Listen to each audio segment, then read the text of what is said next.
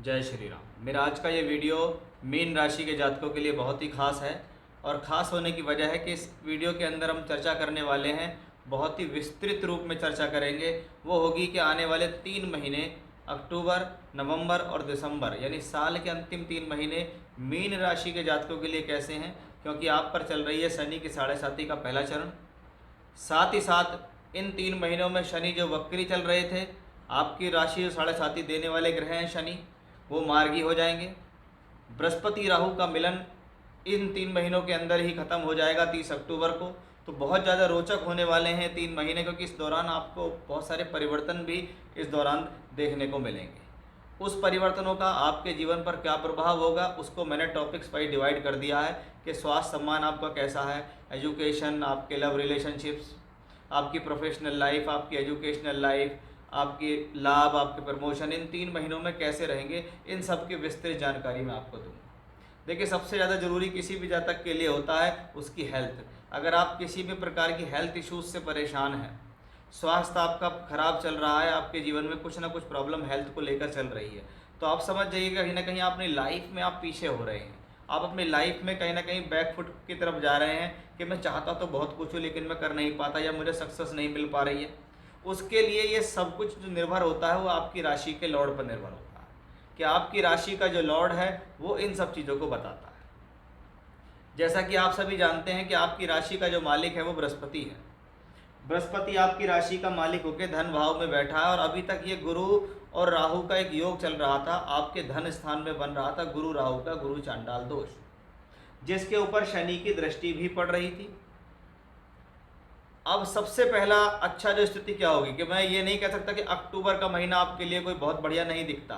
किस तरीके से अच्छा नहीं दिखता है, कहीं ना कहीं लाइफ के अंदर अभी भी स्ट्रगल बाकी है, कहीं ना कहीं लाइफ के अंदर हेल्थ इश्यूज अभी भी हैं, जीवन किसी ना किसी प्रकार से संघर्ष के बीच चलता दिखाई देगा। ये हमें अक्टूबर तक दिखता है। जैसे ही अक्टूबर का महीना खत्म होता है 30 अक्टूबर को पहला परिवर्तन होगा, वो होगा बृहस्पति और राहु का अलगाव, कि बृहस्पति यहीं रह जाएंगे और राहु उल्टी गति से चलते हुए आपकी राशि के अंदर आ जाएंगे। यानी कहीं ना कहीं ये स्थिति आपके लिए बहुत ही पॉजिटिव वाइब्रेशन देने वाली होगी कि बृहस्पति धन का कारक होके धन के ही भाव में वक्री होकर मजबूत होकर चलेगा, उसका राहु से दूरी हट जाएगी। यानी लाइफ के अंदर से स्ट्रगल बहुत एकदम से स्पीडली खत्म होने शुरू हो जाएंगे। एकदम से आपको बड़ा रिलीफ मिलेगा, एकदम से आपको लगेगा कि कुछ अच्छा मेरी लाइफ में होने लगा।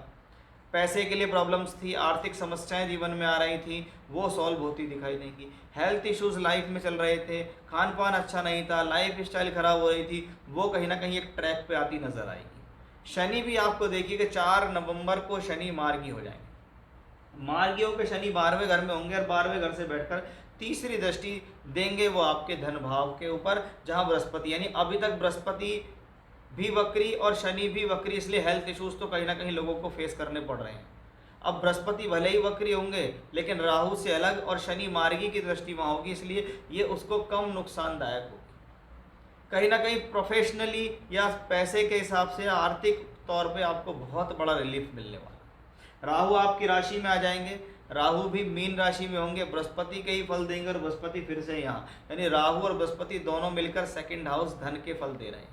यानी हेल्थ इश्यूज बहुत सॉल्व होने वाले हैं, लाइफ की स्ट्रगल खत्म होने वाली है, लाइफ की बहुत सारी प्रॉब्लम्स अगर चल रही हैं तो वो कहीं ना कहीं इस दौरान सॉर्ट आउट होंगी। यानी आप कह सकते हैं कि भी नवंबर और दिसंबर के महीने आपके लिए बहुत ही ज़्यादा रोचक और बहुत ही ज़्यादा बेहतर होने वाले हैं, कि जिन चीज़ों का आपको हेल्प थी, जिन चीज़ों का आपको इंतजार था कि मेरे साथ कुछ बेटर हो जाए, वो यहाँ से ही होता दिखाई देगा। इस चीज़ को आप जान लीजिए।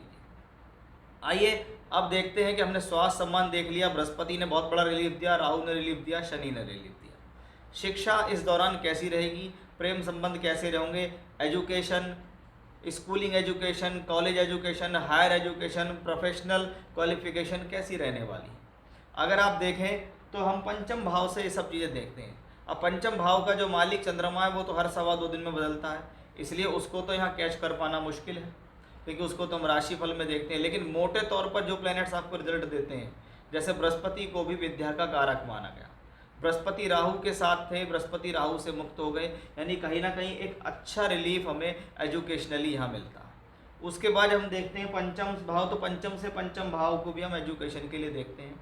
ये स्कूलिंग एजुकेशन या आपकी कॉलेज एजुकेशन, या इसको आप ये समझ लीजिए कि कोई प्रोफेशनल क्वालिफिकेशन में मास्टर्स यदि आप कर रहे हैं तो उसके लिए आप देखिए पंचम से पंचम के स्वामी कौन है, मंगल है। और मंगल कहाँ गया है, हायर एजुकेशन का कारक होकर 8th हाउस में गया है, और मंगल और बृहस्पति आपस में एक दूसरे से कनेक्टेड है।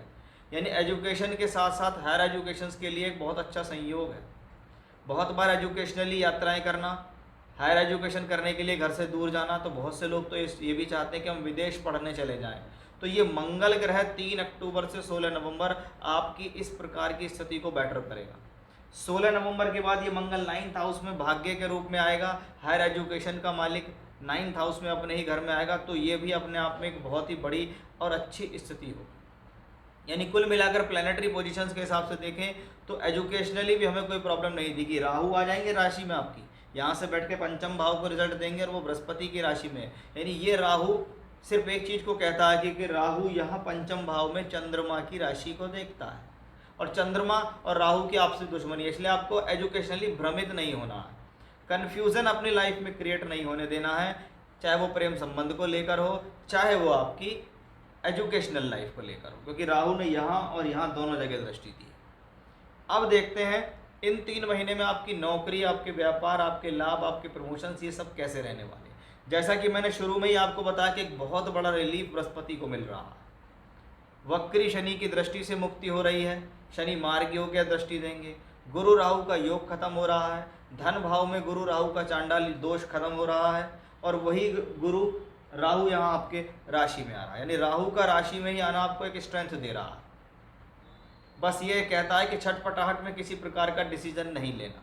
चाहे आप प्रोफेशनली नौकरी करते हैं या व्यापार करते हैं, तो सबसे पहला इंडिकेशंस आपको इस दौरान जल्दबाजी में आकर कोई निर्णय नहीं लेना है। बहुत सोच समझकर आप अपना जीवन चलाइएगा, क्योंकि राहु जब बृहस्पति की मीन राशि में होता है तो व्यक्ति को ये पजल कर सकता है, भ्रमित कर सकता है, क्योंकि राहु की दृष्टि आपकी बुद्धि स्थान पर भी है। अब दशम भाव से हम कर्म और कार्य क्षेत्र को देखते हैं। दशम भाव का मालिक वापस यहाँ पर अपने घर को दृष्टि दे रहा है, और इस बार ये राहु से मुक्त है। इसका मतलब सीधा सीधा है कि गुरु की दशम भाव पर पड़ रही दृष्टि इस बात को बताती है कि ये जो समय है ये प्रोफेशनली बहुत अच्छा है आपके लिए। ये जो समय है ये आपके लिए कहीं ना कहीं कर्म और कार्य क्षेत्र के लिए अच्छा है।